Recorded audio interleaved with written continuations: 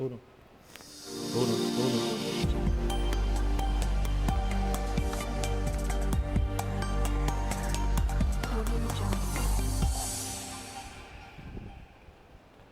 Hermano, ya llegamos en nuestro estudio de hoy al capítulo 3 del libro de Santiago. Este capítulo 3 es un poco controversial, que ha sido objeto de varias interpretaciones, que es lo que tiene que ver con lo concerniente a controlar nuestra lengua. Asimismo, yo he nombrado esta introducción que vamos a tener en el día de hoy del capítulo 3 con relación controlando nuestra lengua. Vamos a leer del capítulo 3 los versículos del 1 al 4. Vamos a orar. Oremos. Amante Dios, Padre Celestial, te damos gracias, Señor, por este día, este privilegio que tú nos das, Señor, de poder estar aquí en tu casa, reunido, adorando tu santo y bendito nombre, Señor. Gracias, Señor, por cada una de las alabanzas que fueron cantadas a ti, Señor. Gracias, Señor, por el estudio de hoy, Señor, que tú pudiste hablar a nosotros, Señor. Gracias, Padre, porque sabemos que si no hubiese sido por ti no estuviésemos aquí, Señor. Padre, te doy las gracias por escogerme, Señor, para que en este momento yo pueda exponer tu palabra, Señor. Te ruego, Señor, que mis limitaciones no sean un estorbo, Señor, para poder transmitir lo que tú tienes que decirnos a cada uno de nosotros, Señor. Y te rogamos, Señor, que vaya tocando nuestros corazones, Señor, para nosotros ir haciendo los ajustes que necesitamos, Señor, para poder obedecer a tu palabra en el día de hoy, Señor. Padre, te rogamos por aquellos hermanos que no podrán estar aquí con nosotros, Señor, pero que sabemos que a través de las redes, Señor, te podrán conectar, Señor, y podrán escuchar tu mensaje, Señor. Gracias infinitas te damos, Señor, por tu misericordia para cada uno de nosotros, Señor. Gracias, gracias, Padre, por el nombre poderoso de tu Hijo Jesús, te lo rogamos. Amén y amén. Mis hermanos, la clase del estudio de hoy está basado en el capítulo 3 del libro de Santiago, en los versículos del 1 al 4. El que estamos relacionando vamos a hablar lo relacionado con el tema de nosotros controlar nuestra lengua. Vamos a leer lo que dice el capítulo 3. Hermanos míos, no os hagáis maestros muchos de vosotros, sabiendo que recibiremos mayor condenación, porque todos ofendemos muchas veces. Si alguno no ofende en palabra, este es varón perfecto, capaz también de frenar todo el cuerpo. He aquí, nosotros ponemos freno en la boca de los caballos para que nos obedezcan, y dirigimos así todo su cuerpo. Mirad también las naves, aunque tan grandes y llevadas de impetuosos vientos, son gobernadas con un muy pequeño timón por donde el que las gobierna quiere. Mis hermanos, este capítulo 3 del libro de Santiago ha traído mucha controversia porque trata lo relacionado con nosotros controlar nuestra lengua. Eso es una lucha que todos tenemos con relación a esto.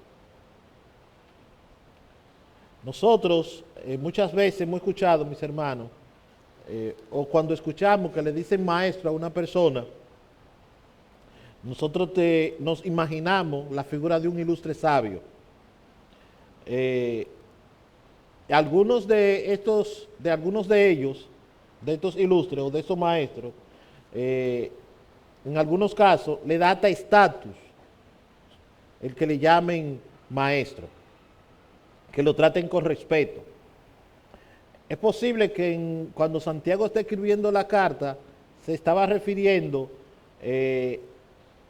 al mismo trato que le daban a los maestros cristianos en la Edad Media, el cual se establecía con la palabra rabí, que se deriva del término rabán, que en castellano se traduce como maestro.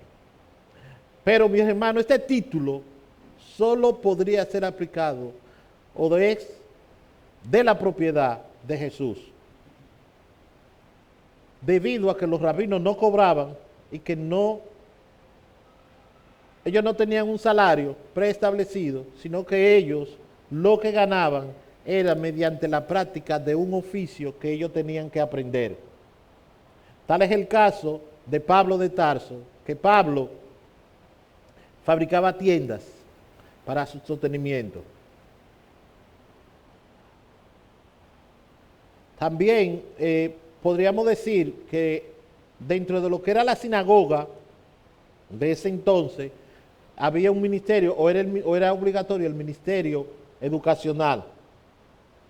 En el lugar donde se reunían, ahí habían escuelas, además de los cultos que hacían, y los maestros de manera oficial, como extraoficial, eran numerosos. Inclusive se llegaba a permitir que extranjeros o visitantes ilustres, claro, estos debían tener ciertas credenciales, ellos podían tomar la palabra en las reuniones que se llevaban a cabo en la sinagoga. Y podemos confirmar esto con lo que recoge Lucas en el capítulo 4, versículo 15. Leemos: enseñaba en la sinagoga de ellos y era glorificado por todos.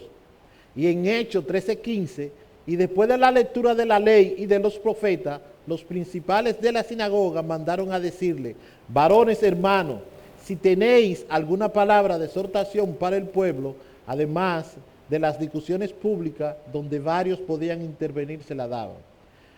Es por esto que vamos a considerar, o yo consideré con relación 3 puntos, para poder entrar de manera introductoria, para poder entrar y poder tener con más claridad lo que es controlar nuestra lengua. Dentro de los puntos que vamos a tratar tenemos lo que es la responsabilidad de los maestros, la vulnerabilidad de los maestros y la obligación del maestro ser un ejemplo a seguir. Cuando hablamos de la responsabilidad del maestro, esto nos indica que nosotros debemos llevar más allá de lo que son oficialmente reconocidos. Ahí tenemos que incluir cuando tenemos que instruir al prójimo. No con mera borborrea, o con afirmaciones erróneas, sino con declaraciones reflexivas. Nosotros debemos, o los maestros deben conocer los peligros que sopesa sobre cada uno de lo que el maestro pueda decir. Y debemos tener bien claro que debemos saber y reconocer la enseñanza que Cristo tenía como maestro al respecto, y lo podemos ver en lo que dice Mateo, en los capítulos 5, 19 y el versículo 18, el capítulo 18, versículo 6. Leemos Mateo 5, 19. De manera que cualquiera que le quebrante uno de estos mandamientos muy pequeño y así enseña a los hombres, muy pequeño será llamado en el reino de los cielos. Mas cualquiera que lo haga y los enseñe, este será llamado grande en el reino de los cielos. Mis hermanos, el maestro tiene que ser responsable, tiene que ser un conocedor de lo que quiere, de lo que está enseñando. No puede ser por mero capricho suyo, sino que tiene que estar consciente de qué está enseñando, porque el día del juicio se le va a exigir más a cada uno de los maestros. Por eso es la exhortación de Santiago, en que nos dice en el versículo 1, que no os hagáis maestro entre vosotros. Mateo 18:6 dice: y cualquiera que haga tropezar a algunos de estos pequeños que creen en mí, mejor le fuera que se colgase del cuello una piedra de molino de asno y que se le hundiese en lo profundo del mar. Lucas en el capítulo 12, los versículos del 42 al 48, nos dice: ¿Quién es pues el mayordomo fiel y prudente, a quien su señor pondrá sobre sus siervos para que a su tiempo les dé raciones? Dichoso aquel siervo a quien cuando su señor venga lo encuentre haciendo así. De verdad os digo que lo pondrá sobre todos sus bienes. Pero si aquel siervo dice en su corazón, mi señor tardará en venir, y empieza a golpear a los criados y a las criadas, y a comer, a beber y a embragarse, el señor de aquel siervo llegará un día cuando él no lo espere y a una hora que no sabe, y lo azotará severamente y le asignará un lugar con los incrédulos. Y aquel siervo que sabía la voluntad de su señor y que no se preparó ni obró conforme a su voluntad, recibirá muchos azotes. Pero el que no la sabía e hizo cosas que merecían castigo, será azotado poco. A todo aquel que se le haya dado mucho, se demandará de él, y al que mucho le han confiado, más le exigirán. Aquí Santiago nos está hablando, Lucas nos está hablando, como acababa de decir, que al que mucho se le da, se le va a exigir, y aquellos que se creen maestros, que se siente que están por encima de todo, cuando el Señor venga, le va a exigir más de lo que ha hecho. Y si hacemos tropezar con nuestras enseñanzas a un pequeño, como bien dice Lucas, mejor será que no hubiésemos hecho eso. Que lo que nos conviene es que ni esperemos al Señor, que nos colguemos una piedra del cuello y nos lancemos a lo profundo del mar. Fíjense la gravedad de enseñar lo que no es correcto, enseñar todo lo contrario a lo que dice la Biblia. Es por tal razón que para enseñar debemos saber, conocer lo que dice la palabra, lo que dice la Biblia, para no engañarnos nosotros mismos ni engañar a otros. Cuando hablamos de la vulnerabilidad de los maestros, esto se está fundamentando en lo que llamaríamos la sentencia anterior a lo que ya Lucas había establecido, debido a que los maestros deben hablar públicamente y ante una audiencia con frecuencia. Esta posición de maestro es un semillero de tentaciones a lo que es la arrogancia y la dominación, la ira o el rencor ante la contradicción o a la falta de atención, difamación y menosprecio hacia oponentes ausentes. Esto lo podemos llamar en lo que es el tiempo presente a cuando nosotros ofendemos. Un maestro que se deja llevar o que no es vulnerable va a cometer un reguero de pecado, un reguero de tentaciones, porque el oficio del maestro, además de darle prestigio, le da poder en ciertos aspectos. A veces nosotros, me incluyo yo como maestro que soy, aunque de manera particular en una universidad, a veces nos endiosamos. Y si un estudiante dice algo que me ofende, pues yo le cobro consecuencias, porque me creo sobre todas las cosas, sobre el bien y el mal. El yo ser maestro, ya eso me da un estatus superior a todo lo que están delante de mí, debajo de mí, y no debe ser así. Es por eso que debemos ser vulnerables y debemos tener, como maestro, ponernos del otro lado, sentarnos en la silla muchas veces para saber y no dejarnos poner de obstáculos. Por esa razón es que los maestros deben ser un ejemplo. El modelo de vida de un maestro y el fervor espiritual de un maestro en la iglesia debe ser latente. Lucas escribió lo que Jesús practicaba y enseñaba. Lo leemos en Hechos 1:1. El primer tratado a Teófilo hablé acerca de todas las cosas que Jesús comenzó a hacer y a enseñar. Y Pablo en su primera carta a Timoteo, en el capítulo 4, versículo 12, ninguno tenga en poco tu juventud, sino sé ejemplo de los creyentes en palabra, conducta, amor, espíritu, fe y pureza. Si queremos ser maestros, mis hermanos, debemos ser modelos a seguir. Que todo lo que nosotros estamos discipulando quieran ser como nosotros. Se sientan atraídos. Si no somos,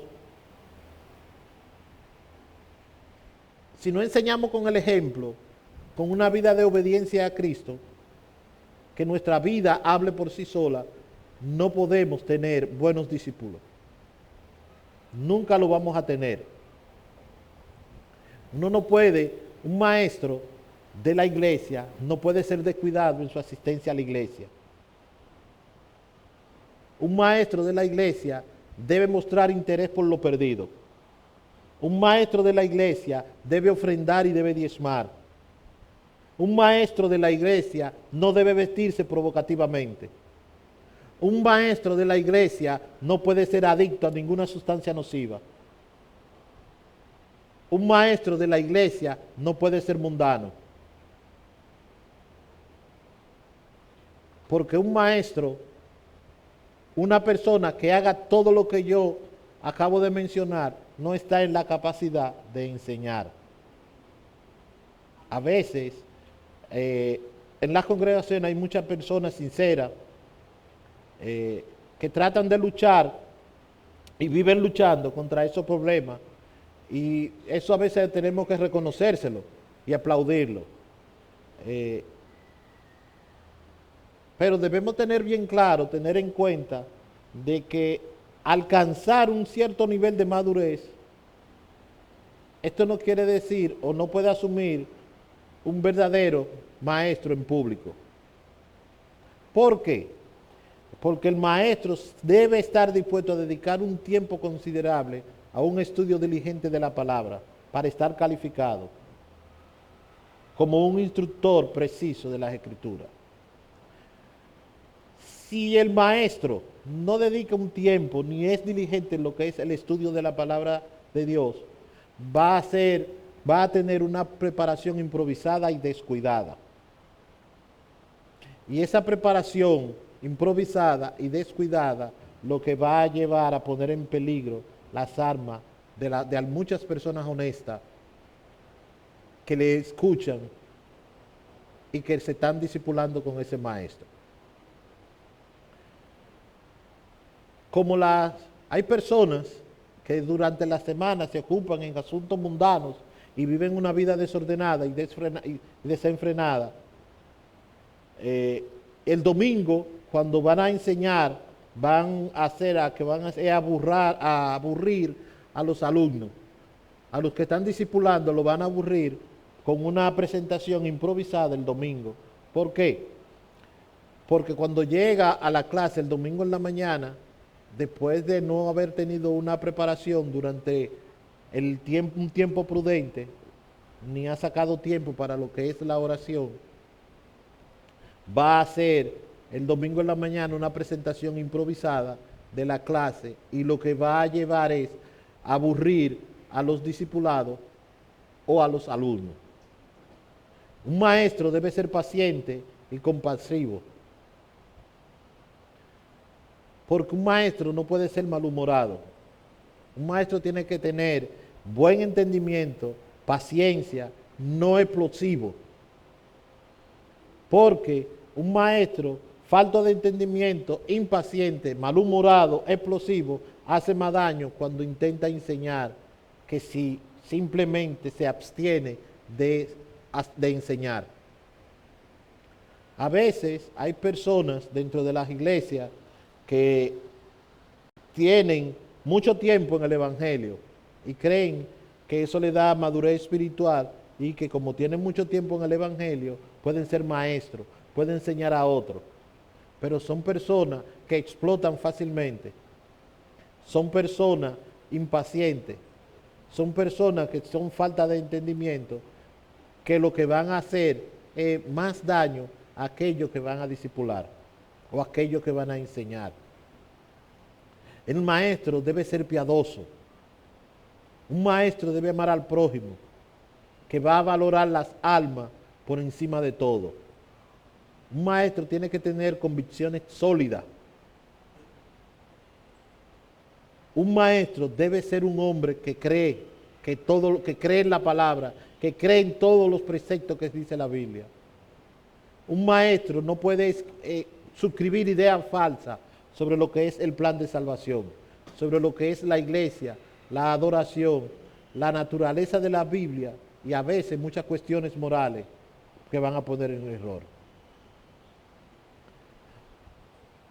Hay líderes que razonan dentro de la iglesia con algunos maestros que dicen, bueno, él tiene algunas ideas ortodoxas, pero en cierta área, pero se acuerda con esa persona que no le expresen. Eso no se debe hacer porque eso no está llamando a un engaño. Si mi hermano Héctor tiene algunas cuestiones que yo entiendo o que todos entendemos o el pastor entiende que son ortodoxas, no debe de decirle a Héctor que no enseñe, que no ponga en práctica esas enseñanzas aquí. No, lo que debe de hablar con Héctor y conversar con Héctor y sacarlo de su error. ¿Por qué? Porque esto va a servir para que Héctor deje de estar engañado y pueda crecer espiritualmente. Y esto lo podemos entender con lo que mismo que establece Santiago en el capítulo 1 aquí, cuando amonesta y le dice, no hagáis maestros muchos de vosotros. No es que Santiago aquí lo está desalentando a que enseñen, sino que el oficio de maestro se debe tomar con responsabilidad y muy en serio. Es por tal razón que el futuro de la iglesia va a depender de su enseñanza. Por tal razón nosotros tenemos que hacer un trabajo más responsable. Si los maestros de la iglesia toman en cuenta esos 3 puntos de su responsabilidad, de su vulnerabilidad y de ser un ejemplo a seguir, van a ser o son lo que hacen la aplicación de la lengua. ¿Por qué? Porque es decisivo el control de la lengua por los efectos que ésta tiene en la vida del maestro. Es por tal razón que se explica para instruirnos y Santiago se ilustra en 2 figuras. Santiago se ilustra en lo que es el caballo y lo que es el timón. Porque en la palabra esto denota un pensamiento interno del hombre que propone inteligencia. A veces nosotros nos escandalizamos en la esfera de los ministerios, del ministerio, como líderes, maestros, mentores, con las personas que estamos discipulando, que nos cierran las puertas y nos dicen que no nos entrometamos en su vida cuando nosotros le abordamos y le reclamamos, vamos a decirle, algo, lo confrontamos con algo y lo que hacen es que le dicen que no se metan en su vida. A los líderes, al maestro, al mentor, esas son cosas que lo hacen sentir mal. Y este tipo de conducta no se alimenta con los principios de Dios. Es por tal razón que nosotros sentimos que debemos intervenir. El maestro siente que debe intervenir a través de que ve cierta conducta en algunos de sus alumnos o de los mentores. Y se sienten como que están desautorizados por hecho mentor y muchas veces son tentados a defender su posición.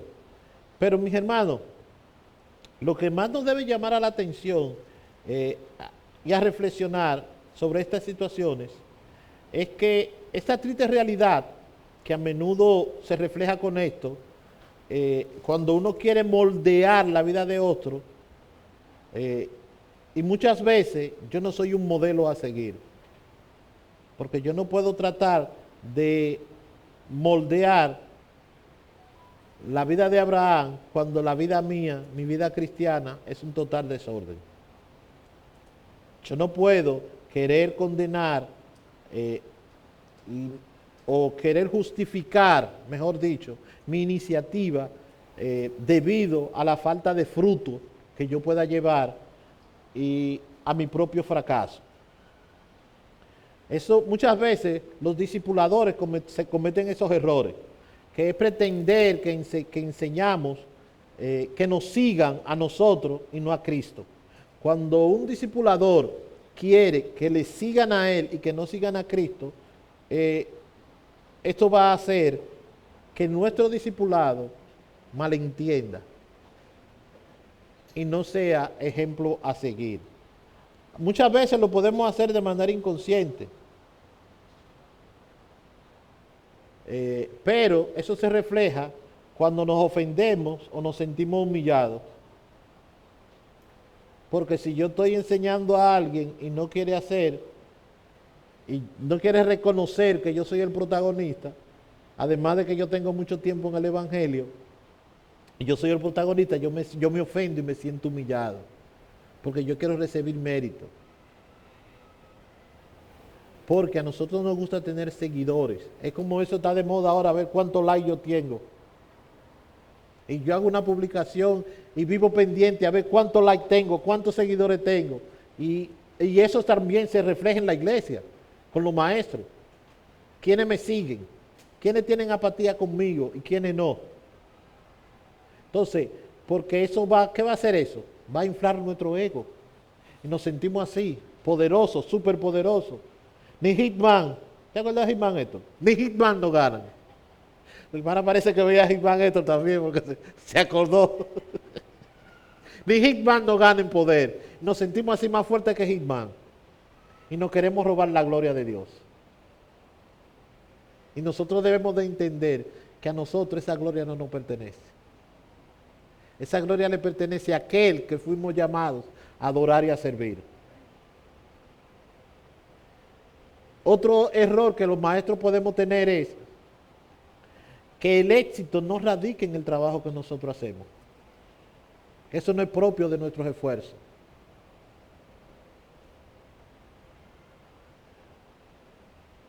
Si pretendemos que el éxito de nuestro trabajo que desarrollamos radique en nuestro propio esfuerzo, vamos a tener o vamos a hacer una relación de maestro-alumno que va a ser independiente de Dios. No va a ser una relación dependiente de Dios. Y ese tipo de relación nos va a llevar a lo que es el agotamiento y a la desilusión. Y muchas veces hasta nos va a llevar a perder nuestra vocación con un sentimiento profundo de un fracaso personal. Como maestros y discipuladores debemos modelar el Evangelio. Debemos decir a quienes enseñamos que no está siguiendo mis enseñanzas, sino la enseñanza de Cristo. La conducta de Cristo, el propósito que tuvo Cristo, la fe de Cristo, la paciencia, el amor de Cristo. Y debemos enseñarle también que vamos a ser perseguidos y que vamos a sufrir. Porque tal y como lo dice el apóstol Pablo en su segunda carta a Timoteo, en el capítulo 3, los versículos 10 y 11, leemos: pero tú has seguido mi doctrina, conducta, propósito, fe, longanimidad, amor, paciencia, persecuciones, padecimientos, como los que me sobrevivieron en Antioquía, en Iconio, en Listra, persecuciones que he sufrido y de todas me ha librado el Señor. Es por eso, mis hermanos, que el maestro no se esconde ni debe negar el sufrimiento. Debe ofrecer un modelo auténtico de la vida cristiana. Vivimos en unos tiempos, mis hermanos, en que todo rehuye. Todo le huimos lo que es al sufrimiento y al dolor. Pero como maestro, no debemos buscar e imitar a Cristo. No solo aceptemos el sufrimiento, sino que debemos demostrar un verdadero compromiso y podamos decir a todos los demás que somos, que somos servidores de Cristo, tal y como lo dice Pablo en la segunda carta de Timoteo, en el mismo versículo 3, en el capítulo 2. Y en verdad, todos los que quieren vivir piadosamente en Cristo Jesús serán perseguidos. Es por eso, mis hermanos, que como maestros nosotros debemos animar a nuestros estudiantes y a los discípulos a reflexionar sobre lo que es la tarea de vida como modelo. De esa manera van a aprender o podrán aprender lo bueno y van a estar advertidos de lo malo. Porque podrán constatarnos como el maestro por excelencia que es Jesús, que es a quien estamos llamados a imitar y a seguir. Ahora, al fin y al cabo de lo que se trata de poner la lengua bajo control, que es un miembro difícil de dominar, tan difícil de poseer el poder de frenar el cuerpo, que es el territorio de pecado y es una fuente de aplicación, los hombres podrán disciplinarse por largo periodo de silencio para conseguir tales dominios.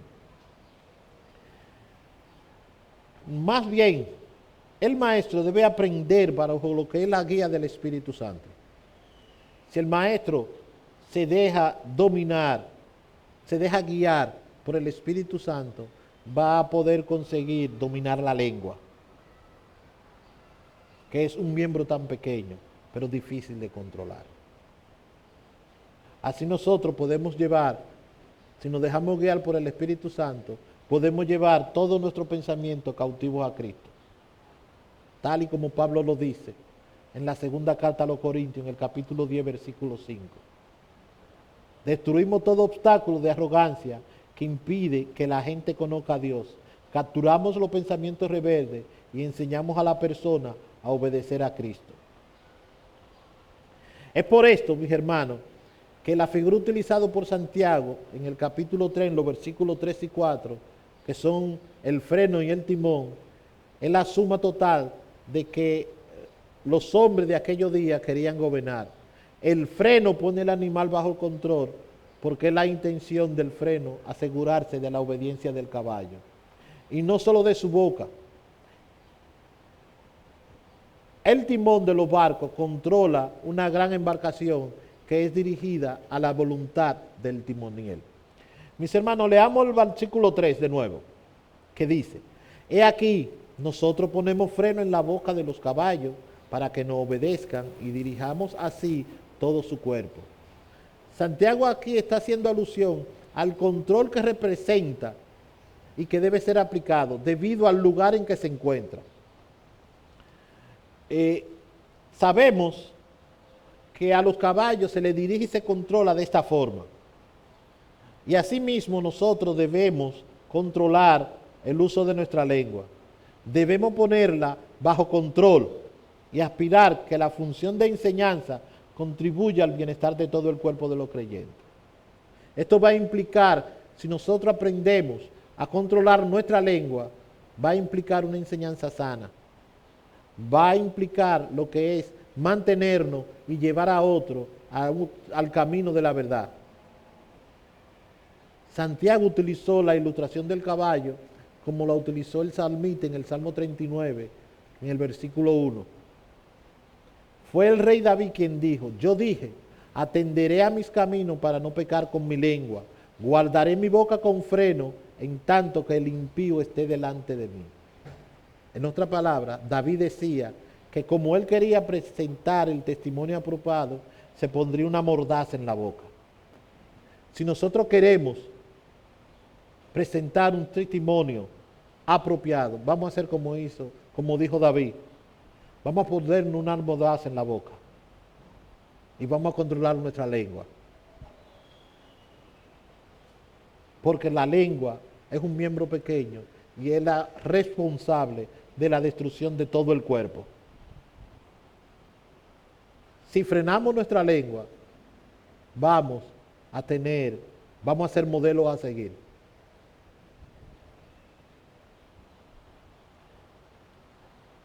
Leamos el versículo 4.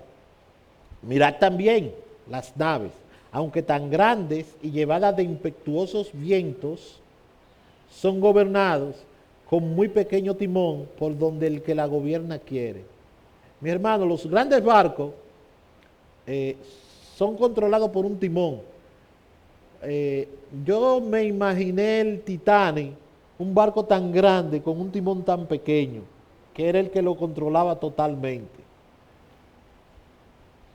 Y yo hice ese paralelo de cuando estaba leyendo este versículo 4, me acordé del Titanic por esa razón, porque no importa lo grande que fuese la tormenta, en la magnitud que puede empujar el barco, el timoniel lo puede controlar a través del pequeño timón.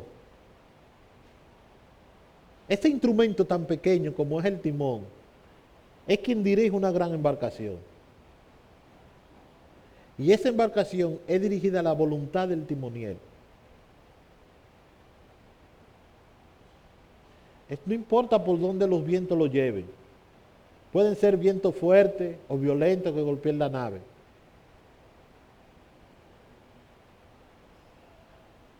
El timoniel o el piloto es quien sigue una ruta determinada.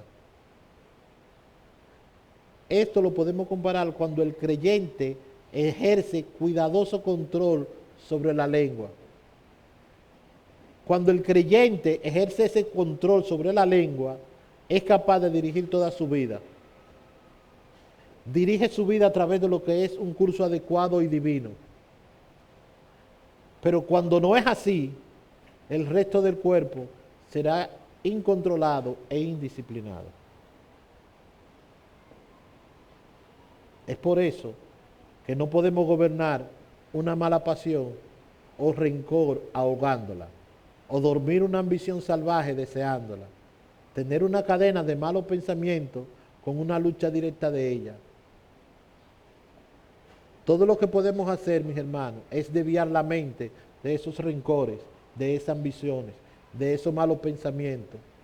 Y eso lo logramos si la ocupamos con objetos buenos y puros que funcionan sin distracción.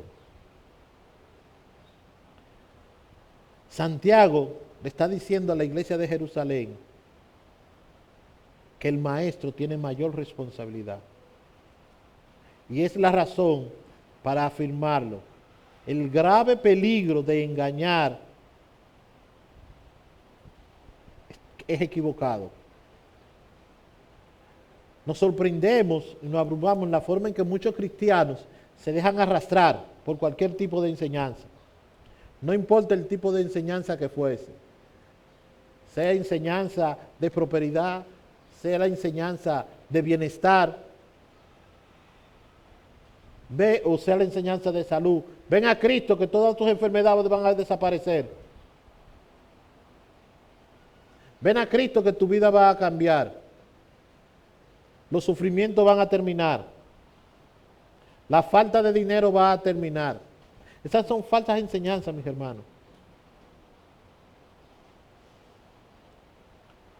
También muchas veces se dejan engañar con temas como relacionados con la profecía. Muchas veces hay hermanos que aceptan todo tipo de métodos, toda clase de culto, de secta. Pero eso sucede porque son ignorantes de la palabra de Dios. No conocen de la palabra de Dios. Cuando conocemos de la palabra de Dios, no dejamos arrastrar de esas falsas enseñanzas. Es por esa razón que se necesita de estudio bíblico en las iglesias y en los hogares.